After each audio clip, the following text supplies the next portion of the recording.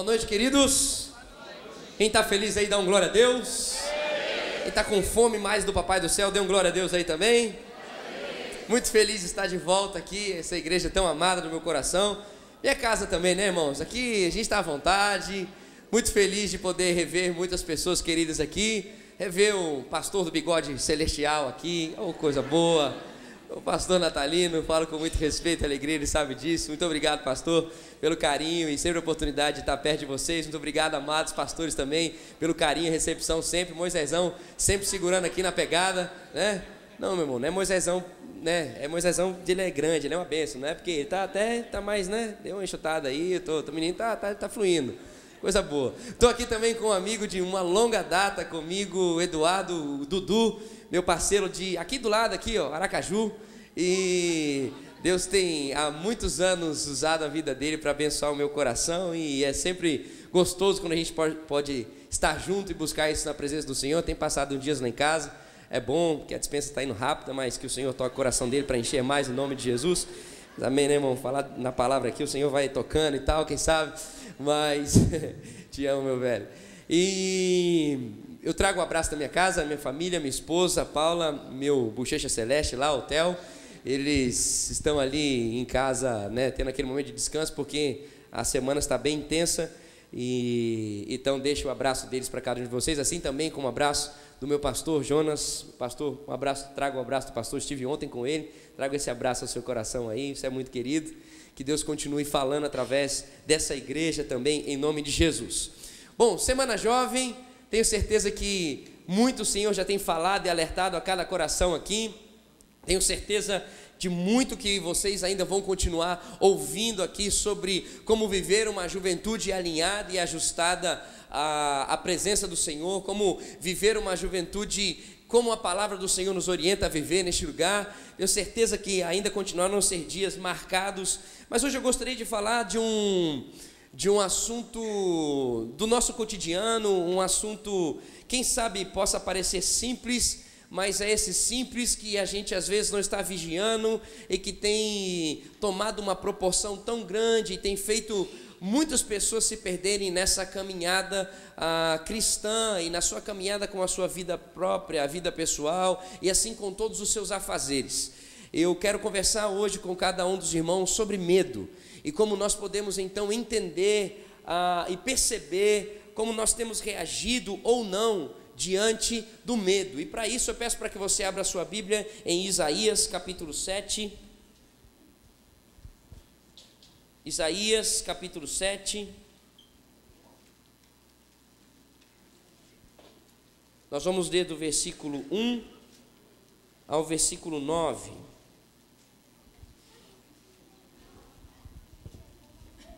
Um pouco diferente de como eu venho compartilhando aqui neste lugar. Hoje, em vez de ser uma questão mais expositiva, eu quero mais compartilhar algumas coisas que vieram diante desse texto. Isaías capítulo 7, do versículo 1 ao versículo 7. Reverentemente a palavra do Senhor, vamos ler. Quando Acás, filho de Jotão e neto de Uzias, era rei de Judá, o rei de Rezim da Síria, e Peca, filho de Remalias, rei de Israel, atacaram Jerusalém, mas não puderam vencê-lo. Versículo 2: informaram ao rei: a Síria montou o acampamento em Efraim.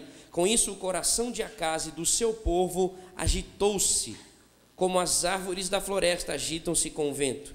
Então o Senhor disse a Isaías: saia e leve seu filho Sear-Jazube. Vai encontrar-se com Acás no final do aqueduto do açude superior, na estrada que vai de um campo do lavandeiro. Diga a ele: tenha cuidado, acalme-se, não tenha medo, que seu coração não desanime por causa do furor destes restos de lenha fumegantes, Rezim, a Síria e o filho de Remalias. Porque a Síria, Efraim e o filho de Remalias, têm tramado a sua ruína, dizendo: vamos invadir o reino de Judá, vamos rasgá-lo e dividi-lo entre nós e fazer o filho de Tabeel reinar sobre ele. Assim diz o soberano, o Senhor. Até o versículo 9. Não será assim, isso não acontecerá, pois a cabeça da Síria é Damasco, a cabeça de Damasco é Rezim.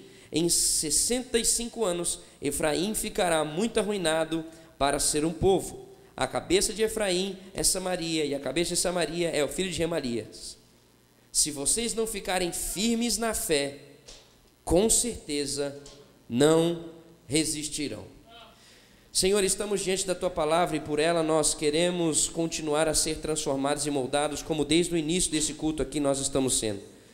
Que o Senhor continue levando-nos a viver e entender, Pai, como andar segundo a Tua vontade, e que o Teu Espírito Santo que habita em nós continue nos tomando pela mão e nos guiando a esse caminho perfeito. Nós clamamos que o Senhor nos dê clareza e nos encha com a Tua vontade acerca daquilo que o Senhor quer nos ensinar nessa noite. Em nome de Jesus, amém e amém. Bom, queridos, só um pouquinho do contexto. Depois da morte do rei Salomão, o reino de Israel foi dividido em dois. Assim a gente aprende na escola dominical, graças a Deus, né? O reino foi dividido no reino do norte e no reino do sul. E nesse trecho que nós acabamos de ler, o reino do norte, ele se junta e resolve se juntar à Síria, está um pouco mais acima, e decidem invadir o reino do sul, para que então consiga expandir o reinado, a soberania e a sua grandeza, e assim consiga ter mais domínio sobre toda a terra. E por que o reino do norte resolveu se unir à Síria? Estava longe das suas tribos ali, né? O envolvimento das suas terras. Porque a Síria tinha 2 vezes mais exército do que o reino do sul. Então, juntando o exército do reino do norte, mais 2 vezes mais o povo da Síria, o exército da Síria, então certamente seria uma luta que eles conseguiriam vencer e avançar. E essa notícia então chega a Acaz, o rei do reino do sul. E essa notícia chegando a Acaz, que eles seriam invadidos, certamente gera uma reação de angústia. E aí presta atenção no que o versículo 2 mostra para nós sobre essa reação.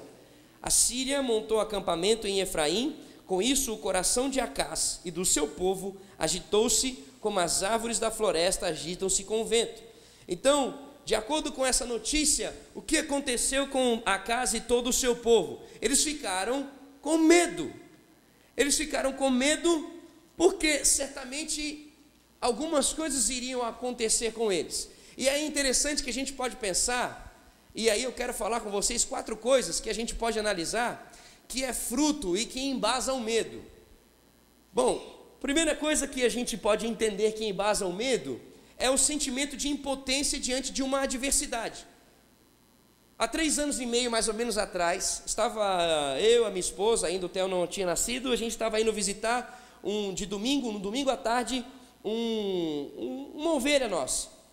E no meio do caminho, então, 2 jovens em cima de uma moto nos fecham no quebra-mola e um deles aponta a arma para nós e começa então a bater no vidro do carro, começa a xingar a gente, e todo aquele nervosismo e tal, e aí ele começa a bater para abrir a porta e aquela arma apontada para nós. Irmãos, qual você acha que é o meu sentimento diante de uma ação como essa? Você acha que eu olhei para Paulo e falei assim: ô amor, presta atenção, esse jovem está falando conosco, mas deixa eu falar, você sabe qual esmalte que você quer comprar semana que vem? Você já sabe o que você gostaria de comer? Quer que a gente passe numa padaria para comprar algum bolo, alguma coisa assim? Irmão, diante de uma situação dessa, uma arma apontada para nós, uma impotência no meu coração cresce, e a minha reação naturalmente é um medo.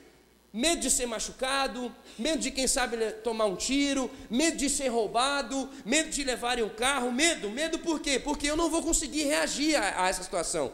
Então, o medo passa por esse sentimento de impotência diante da adversidade. Outra coisa que pode embasar o medo é a nossa ansiedade diante de um momento de indefinição. Como a gente pode pensar nisso? Imagina você chegando no seu trabalho, e aí você chega na sua mesa, na sua baia, e você tem uma carta da empresa. E na carta da empresa está escrito que alguns cortes vão ocorrer na empresa devido à intensidade de gastos e de nananã. Então, serão necessários alguns cortes acontecerem ou ocorrerem nos próximos dias. Bom, querido, quando você olha para uma carta como essa, qual que é a sua reação?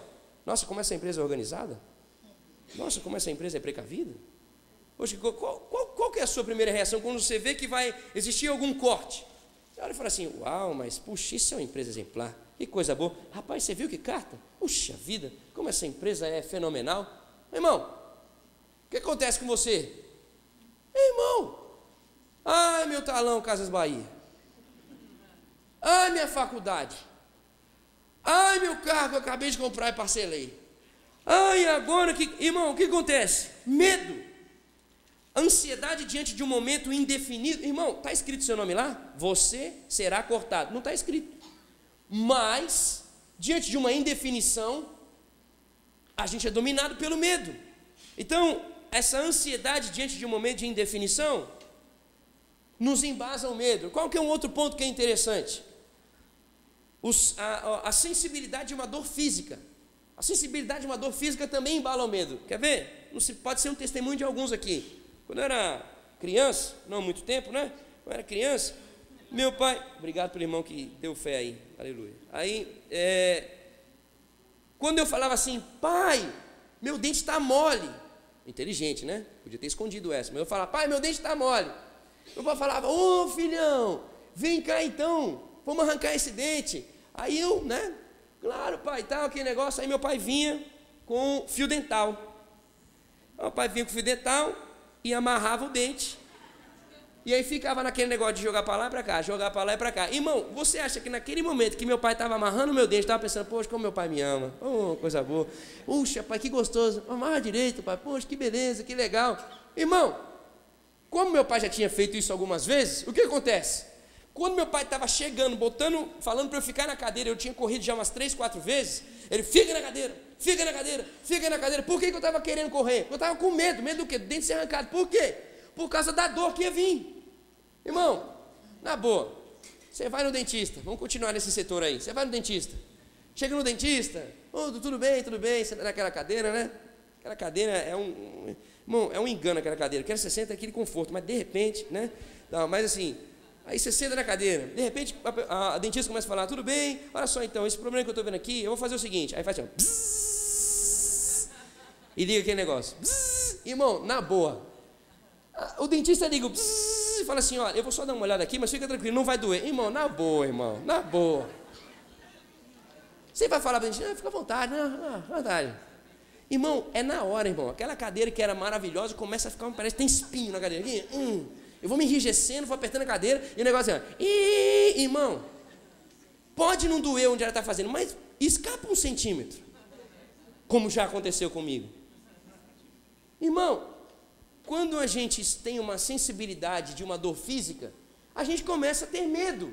E a última coisa aqui é a sensibilidade da dor emocional. Isso também embasa o medo. Por exemplo, estamos aqui, né? Semana Jovem. Você chega na sua sala, tranquilamente, cumprimenta seus amigos, tal. Fala assim, rapaziada, beleza e tal, você quer, entra o professor. Bom dia, ou boa noite, né? Bom dia, ou quem estuda à tarde também, boa tarde, tal, boa noite, tal. Beleza? Queridos, tudo bem? Olha só. Vocês lembram que semana passada eu dei para vocês lerem o capítulo 2 e o capítulo 3, ok? Maravilha. Então, hoje é dia de prova oral. Vou pegar a cadeira aqui. Pega a cadeira aqui. E a prova oral vai ser o seguinte, a sua resposta vai ser diante de todos da sala. Tá bom? Beleza. Vamos lá. Igor, senta aqui. Irmão, quando o professor fala prova oral, eu não sei como é que ficava o seu coração, irmão. Às vezes você é mais maduro que eu, mas quando fala prova oral, irmão, aquela vontade de ir no banheiro era imediata. Imediata. Subia. Preciso no banheiro. Irmão, o que acontece? Medo. Aquele negócio assim, já era. Eu não vou conseguir responder, eu não sei, eu não estudei e tal, aquele negócio. Então assim, aquela questão emocional começa a dar medo. E aí é o seguinte, você pode até saber da matéria, mas quando você senta naquela cadeira diante de todo mundo, e o professor pergunta aquela resposta que você já sabe, você esquece na hora. Irmão, quantas vezes o professor perguntou, no seminário, O professor perguntava e eu falava assim, meu Deus do céu, eu sou pastor, meu Deus do céu, eu vou responder errado. As pessoas vão falar assim, nossa, que pastor, hein, meu Deus do céu. Aí agora, vou contar para minhas ovelhas e tal. Irmão, na hora, medo. Então assim, essa sensibilidade emocional embasa o nosso medo. É interessante a gente pensar sobre esses 4 pontos, porque assim, foi exatamente o que aconteceu com Acás e que embasou a reação de Acás. Acás, quando recebeu aquela informação, queria ser afrontado por esse grande exército, ele entendeu, eu sou impotente, eu não tenho o que fazer, eu não vou conseguir lidar com eles. Qual é a ansiedade que embasou eles? Cara, eu não sei como é que vai ser o futuro da nossa nação, já era, nós vamos perder. Nem aconteceu, mas ele já estava com ansiedade, embasando o medo dele. Outra coisa, a sensibilidade, tanto física quanto emocional, atingiram ele. Nós vamos ser destruídos. Será que eu vou ter perna depois que eles entrarem aqui? Será que eu vou ter braço? Será que minha família vai estar por aqui? A sensibilidade emocional, que moral que eu vou ter, que o meu reino vai ter diante de todos. Então, queridos, isso tudo embasou o medo de Acás. E quando acontecem situações como essas, semelhantes a essa, no nosso dia a dia, qual é a reação que nós deveríamos tomar? Queridos, a reação que nós deveríamos tomar está nítida para nós, e eu quero dizer para você que está anotando aí, em Salmo, capítulo 38, versículo 8 ao versículo 10. Eu quero ler com os irmãos. Salmo 38, versículo 8 e versículo 10. O que fazer diante de uma realidade semelhante a essa? Esse é um salmo de Davi. E olha só o que Davi disse: sinto-me muito fraco e totalmente esmagado. Meu coração geme de angústia. Senhor, diante de ti estão todos os meus anseios. O meu suspiro não te é oculto. Meu coração palpita, as forças me faltam, até a luz dos meus olhos se foi. Queridos, olha o estado desse salmista. Você já passou por alguma situação em que alguém chegou para você e disse assim: ei, vamos lá, levanta, segue firme, cara, você tem que virar o jogo, vamos lá, não desiste não. E aí você olhava para essas frases dessa pessoa e dizia assim: cara, mas eu não tenho força, mas eu não tenho condição. Então era exatamente isso que estava acontecendo aqui. A situação aqui é tão crítica que o texto diz que a luz dos olhos se foram. O desgosto do salmista é intenso. Então assim, tudo que estava envolvendo ele era tudo agoniante. E claro, quando nós entendemos e pensamos sobre a vida de Davi, Davi estava sendo perseguido dentro do seu palácio, Davi estava sendo perseguido pelo membro da sua própria família. Cara, Davi não tinha um tempo de suspiro, ele estava sendo perseguido e agoniado em todos os lugares.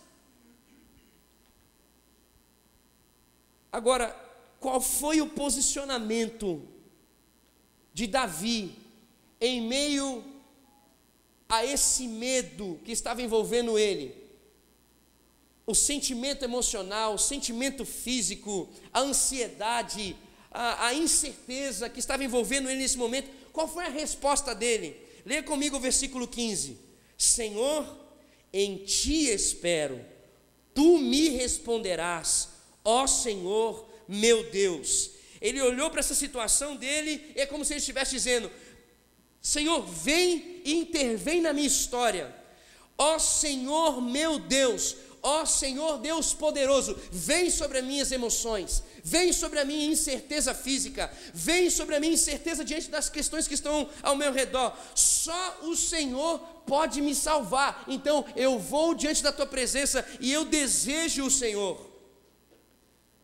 Por que eu estou dizendo isso, queridos? Por que eu estou compartilhando isso sobre Davi? Sabe qual é o nosso problema diante do medo? Sabe qual o problema que nos abraça diante do medo? São as alternativas que levantam atraentes que não são Deus. O problema são as alternativas e as possibilidades que vêm aos nossos olhos humanos e que não são a presença de Deus, assim como o salmista mostrou que o que ele tinha era a presença de Deus. O problema é quando existe uma possibilidade de mentir para que você saia daquele momento de tensão. O problema é quando existe aquela oportunidade de você conversar com uma pessoa que é mais influente do seu trabalho. O problema é quando você pensa em confiar em você mesmo e começa a fazer planejamentos e ter ideias para tentar diminuir o seu risco. O problema é quando a gente passa por esse problema e a primeira consulta do nosso coração são as nossas ideias e não a presença de Deus. O problema é quando a gente começa a raciocinar e começar a agir diante da nossa própria vontade, em vez de priorizar a vontade de Deus, em vez de planejar alguma coisa, buscar no Senhor: Senhor, qual é a tua instrução para essa ação? É como se diante das circunstâncias estivesse sendo provado de verdade. É como se não, isso é verdade. As circunstâncias provam verdadeiramente qual é a confiança que nós temos em Deus. Porque quando a circunstância acontece e a gente resolve buscar uma alternativa sem ser a presença de Deus, sabe como nós estamos dizendo então para Deus? É como se a gente estivesse dizendo assim: o Senhor é muito bom, mas a minha ideia em relação a isso aqui é muito melhor que a ideia que você pode falar. Não, eu reconheço que o Senhor é bom mesmo, mas é o seguinte, diante dessa circunstância aqui, eu manjo. É como se você estivesse falando assim: Deus, na moral, fica de boa aí, só presta atenção como é que se faz.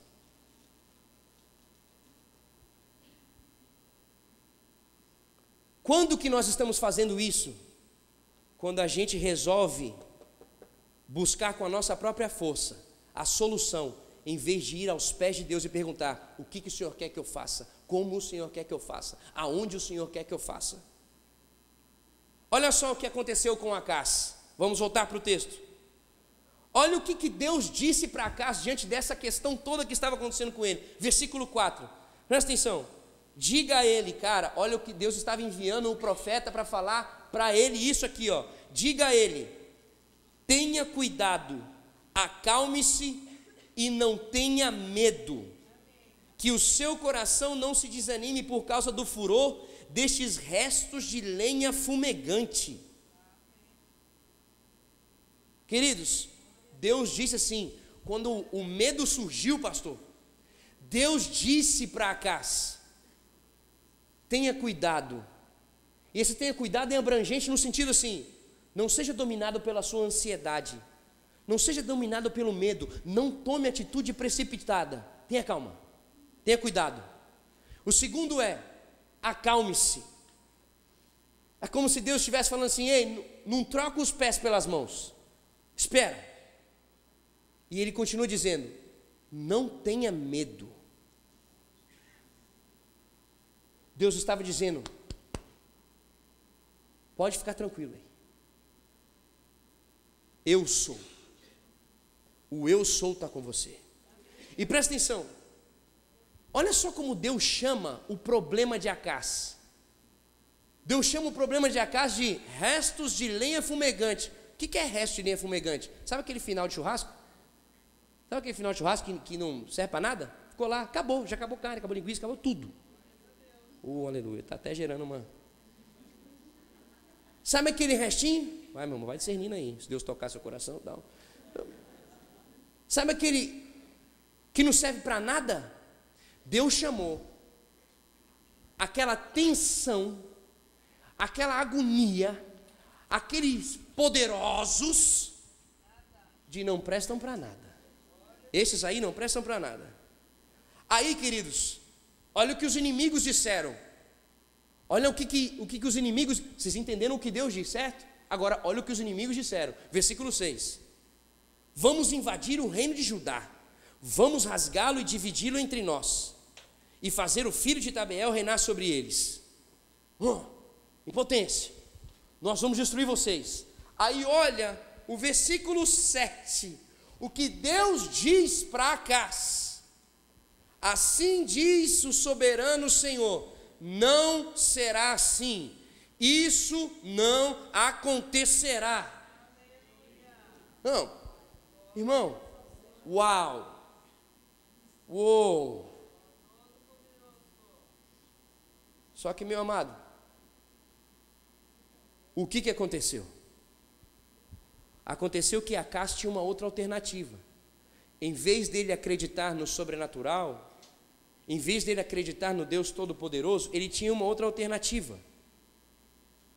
A alternativa dele era quem? O rei da Assíria. Não Síria, Assíria. O rei da Assíria era 3 vezes mais poderoso do que o rei da Síria. O que então, diante dessa situação de medo, aconteceu com Acás? Uma alternativa para que eu consiga me livrar de todos esses problemas que o medo já me diz que pode acontecer, é então eu me juntar ao rei da Assíria. Então, queridos, Acás tinha 2 possibilidades. Acás tinha 2 realidades. Ou ele confiava no Deus Todo-Poderoso que diz para ele: acalme-se, não tenha medo, e que diz: não vai ser assim como dizem, isso não vai acontecer. Ou ele poderia, e aí o que acontece? Descansando em Deus, então, o jeito de derrotar é de Deus, a forma de caminhar é de Deus, ele não tem domínio de nada, tudo será feito por Deus.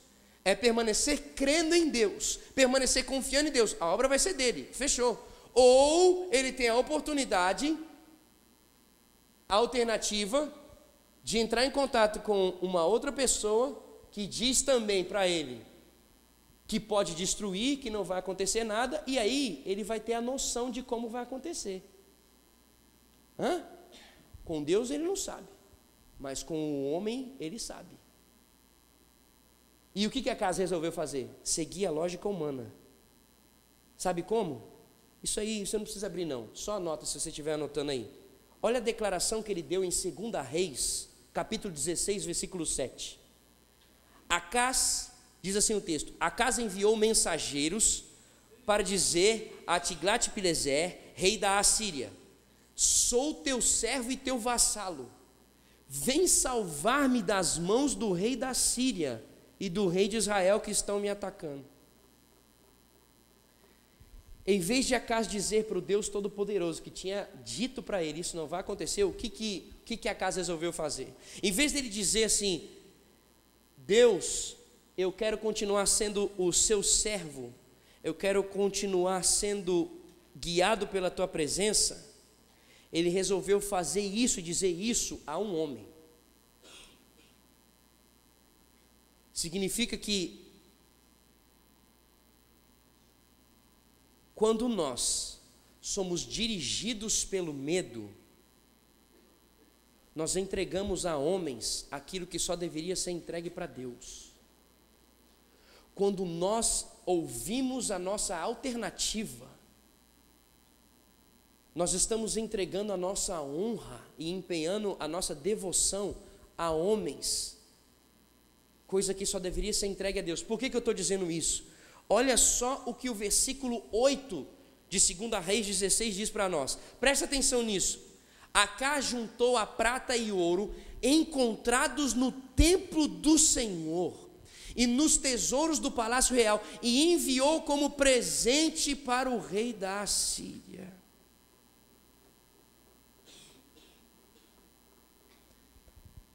Acás se tornou escravo do seu medo, se tornou escravo da sua lógica, escravo dele mesmo, e se tornou escravo também do rei da Síria. Acás perdeu a liberdade de seguir conhecendo a Deus e de construir a sua vida de uma forma saudável e o seu reinado e guiar e gerar uma sociedade saudável e equilibrada. O que Acás fez? Acás se deu bem imediatamente falando, mas ele enroscou toda a sua descendência, porque naquele momento ele venceu, mas ele passou a viver totalmente escravo do rei da Síria e foi dominado depois. Todo o seu reinado foi dominado e todo mundo passou a viver uma opressão por meio do rei da Síria. O rei não tinha mais voz, o povo não tinha mais voz. Por quê? porque resolveram seguir a alternativa que o medo trouxe. Agora, qual que é então uma outra resposta diante do medo? Mateus capítulo 1, versículo 20 e versículo 21. E aqui eu já encaminho para encerrar esse compartilhar.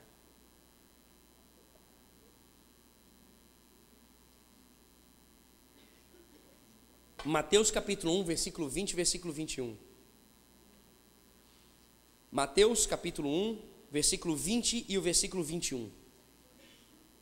Diz assim o texto: Foi assim o nascimento de Jesus Cristo. Maria, sua mãe, estava prometida em casamento a José, mas antes que se unissem, achou-se grávida pelo Espírito Santo. Por ser José, seu marido, um homem justo, e não querendo expô-la à desonra pública, pretendia anular o casamento secretamente. Mas, depois de ter pensado nisso, o que aconteceu com ele aqui? Uma alternativa diante do medo, certo? Mas olha a sequência. Mas, depois de ter pensado nisso, apareceu-lhe um anjo do Senhor em sonho e disse: José, filho de Davi, não tema receber Maria como sua esposa, pois o que nela foi gerado procede do Espírito Santo. Ela dará à luz a um filho, e você deverá dar-lhe o nome de Jesus, porque ele salvará o seu povo dos seus pecados. Tudo isso aconteceu para que se cumprisse o que o Senhor dissera pelo profeta: a virgem ficará grávida e dará à luz um filho, e lhe chamarão Emanuel, que significa Deus conosco. Ao acordar, José fez o que o anjo do Senhor lhe tinha ordenado e recebeu Maria como sua esposa. Queridos, a noiva que estava prometida para ele estava grávida, e ele não tinha tido nenhuma relação com ela. O que aconteceu com José? A mesma coisa que aconteceu com Acás, as mesmas questões: sensibilidade emocional, física, incerteza, ansiedade. Todas essas coisas aconteceram com José. Por quê? Porque sem ele casar, a mulher já estava grávida. Então, se ficassem sabendo que ela estava grávida antes de casar, ela seria apedrejada e morta. A cultura não podia saber, porque significa uma mulher adúltera. O cara estava no rolo. Se José não conta isso, ele é tido como infiel. Ele também poderia ser tido: você já teve em relação sexual com ela sem antes se casar, é você que tem que morrer. Querido, olha o dilema que esse cara estava vivendo. E aí, diante desse dilema, que o medo então conduz a sua forma de agir, que fez ele falar: bom, nós vamos terminar o casamento e cada um vai para o seu lugar, e aí tentar fazer uma coisa que ninguém saiba de nada. O que ele fez diante disso? Ele ouviu ao Senhor. E o que Deus diz para José? Não tema. Tipo assim, não faça nada, fica aí, não muda o jogo, fica aí, não tema. E por que não temer? Uau, porque essa criança que ia nascer, ela ia intervir na vida da sociedade, ela ia intervir na sociedade, emocionalmente falando, fisicamente falando, na ansiedade de uma sociedade, na incerteza de uma sociedade. E mais, esse Jesus ia também salvar a José.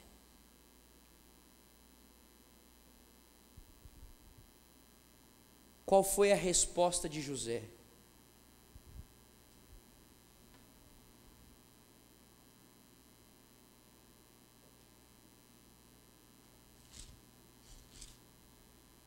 Versículo 24. Ao acordar, José fez o que o anjo do Senhor lhe tinha ordenado e recebeu Maria como sua esposa. José é o contrário de Acás. Foi o homem que, diante do medo, poderia ter se rendido aos seus valores pessoais para poder se dar bem. José resolveu se render a Deus, indo contra a cultura dele e correndo o risco de se dar mal para o resto da sua vida. José, quando escuta não temas, ele fez exatamente o que Deus disse: eu não vou temer. Querido, Salmo 37, versículo 5, você não precisa abrir, só anotar, diz assim: entrega o teu caminho ao Senhor, confia nele e o mais ele fará. Ele é o Deus Todo-Poderoso, então entrega o teu caminho ao Senhor, confia nele e o mais ele fará. Queridos, essa questão de entregar o caminho ao Senhor não significa que Deus vai livrar você de passar por dificuldades. Porque você, quem sabe, pode começar a entender que o que você vai passar é dificuldade, e aí você começa a ceder às suas alternativas. Presta atenção, Deus continua sendo Deus em meio à dificuldade. Em meio à dificuldade que você está passando por obedecer a Ele, Ele não perdeu a soberania dele. Eu quero lembrar você que José, para se tornar governador do Egito, ele passou por prisão. Quero lembrar o seu coração que Paulo, para se tornar um dos maiores escritores do Novo Testamento, e o homem da onde veio a base teológica sobre a graça, sobre a salvação para toda a humanidade, o hotel que ele dormia de cidade em cidade era a prisão. Ele era machucado constantemente, diariamente, fisicamente e emocionalmente falando.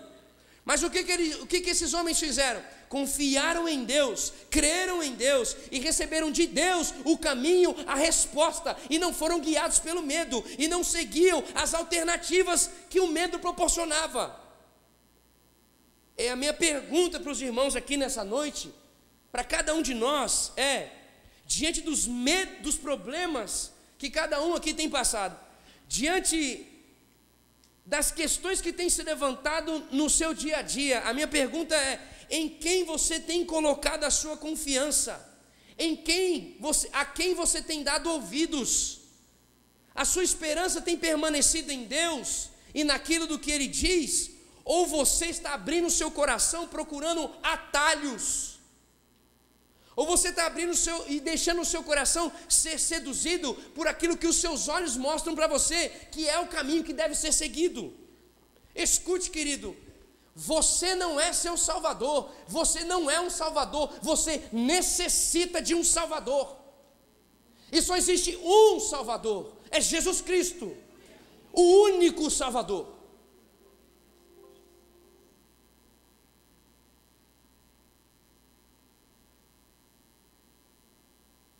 Diante de todo o medo que você tem passado, só existe uma resposta: entrega o teu caminho ao Senhor, confia nele e tudo Ele fará. Fique em pé no seu lugar, por favor.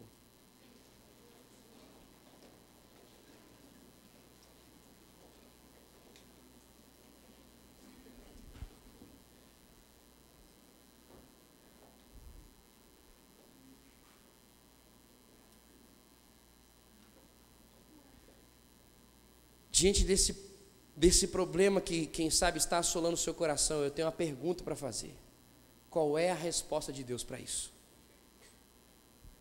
Você tem essa resposta? Porque se você tem essa resposta, então Deus está dizendo para você nessa noite: então continua confiando em mim, porque eu sou o Deus Todo-Poderoso. Agora, se você não tem uma resposta, então o que Ele está querendo dizer para você é: então para de ficar olhando para as alternativas e olha para mim, e busca a mim, que sou o único que consegue cuidar da sua vida e te amar como ninguém. Chega de tomar decisões baseadas pelo medo. Chega de tomar decisões baseadas pelo aquilo que as circunstâncias estão apertando. A minha pergunta é: qual é a vontade de Deus em relação a isso? Continue crendo que as coisas que Deus faz, elas são feitas e manifestas no tempo certo. Deus não chega atrasado. Deus não é homem para mentir. Ele não falha, Ele não muda.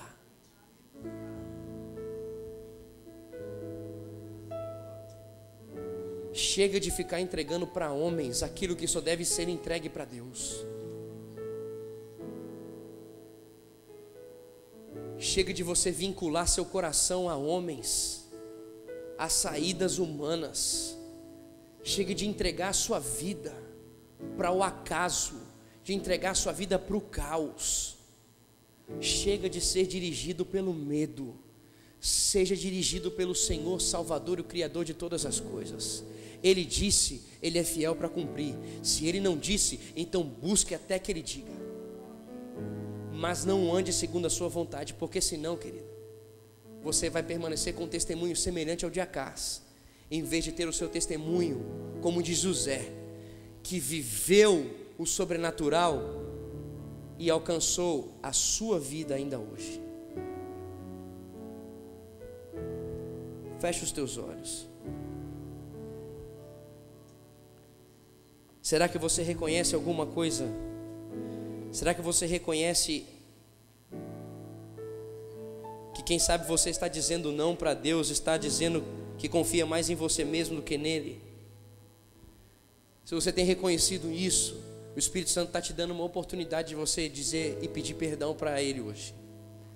O Espírito Santo está te dando uma oportunidade de dizer: Senhor, me perdoa.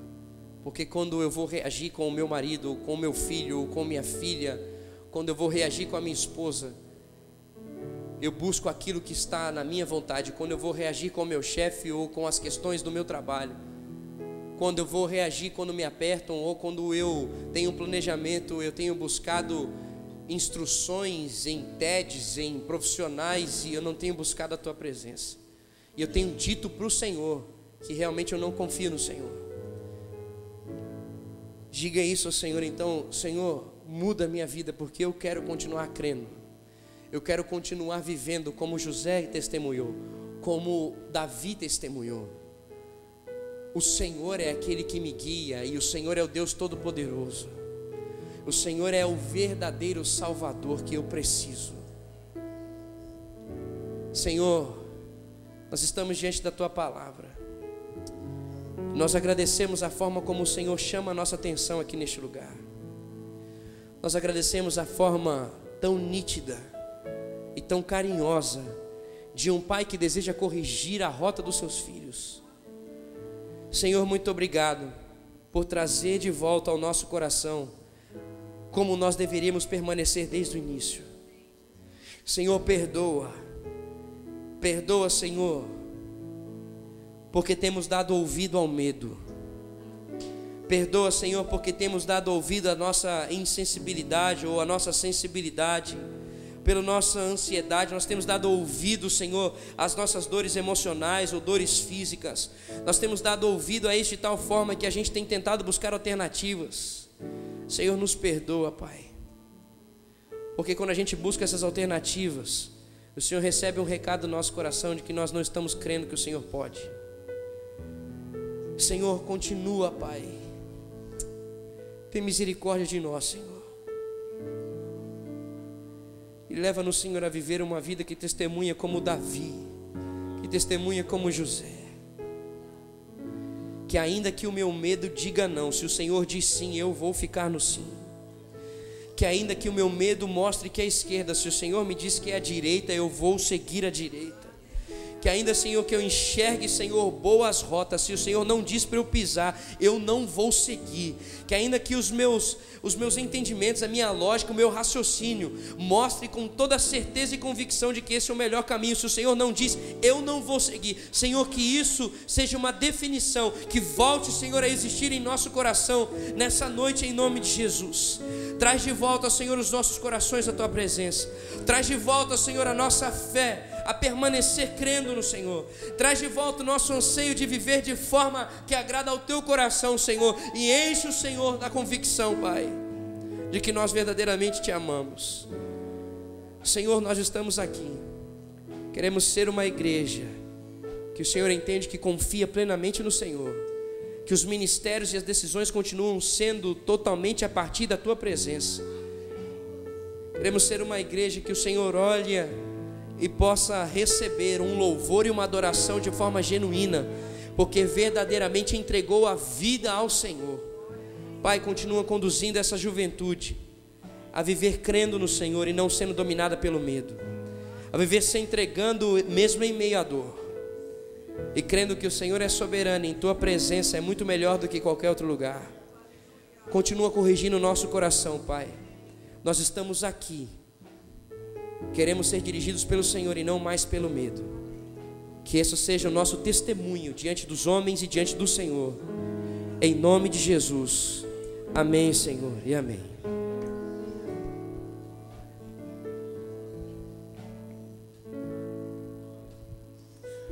Glória a Deus. Qual a resposta que você dá perante o medo? Qual tem sido, qual será a nossa resposta? Acreditar, confiar e esperar no Senhor, ou nos render às nossas lógicas, aquilo que parece ser mais fácil, mais coerente, mais humano? A partir do momento que a gente começa a viver essa vida sobrenatural, a gente começa a ter experiências com Cristo.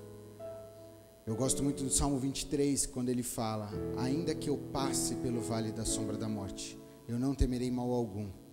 Ali não diz que eu vou ficar no vale da sombra da morte, nem diz que eu não vou ter o vale da sombra da morte, mas diz que ainda que eu passe pelo vale da sombra da morte, eu não vou temer mal algum, porque o Senhor está comigo. Todos sabem do meu testemunho, da minha enfermidade. Um dia meu pai teve que acreditar no Senhor. Um dia ele teve que sobrepor o medo da minha enfermidade, da minha perda, e acreditar no Senhor. E passados anos eu tenho a minha experiência com meu filho. E naquele momento eu tenho que acreditar no Senhor. Acreditar na lógica do Senhor e não na minha. Receber uma notícia que eles vão fazer de tudo para salvar a vida da minha esposa e do meu filho. Na verdade nem do meu filho, era só da minha esposa. E não tinha mais um filho. Ali eu falei para o Senhor: ainda que eu passe pelo vale da sombra da morte, eu não vou temer mal algum, porque o Senhor está comigo. Que assim possa ser, que essa mensagem possa chegar ao teu coração, que você possa se apegar ao Senhor, tirando os medos da sua frente e voltando os teus olhos para o Senhor. Eleva os meus olhos para os montes, de onde me virá o meu socorro vem do Senhor, que fez os céus e a terra. Amém? Espero que essa mensagem possa te abençoar grandemente, em nome de Jesus. Igão, brigadão, mano. Deus abençoe. Tamo junto.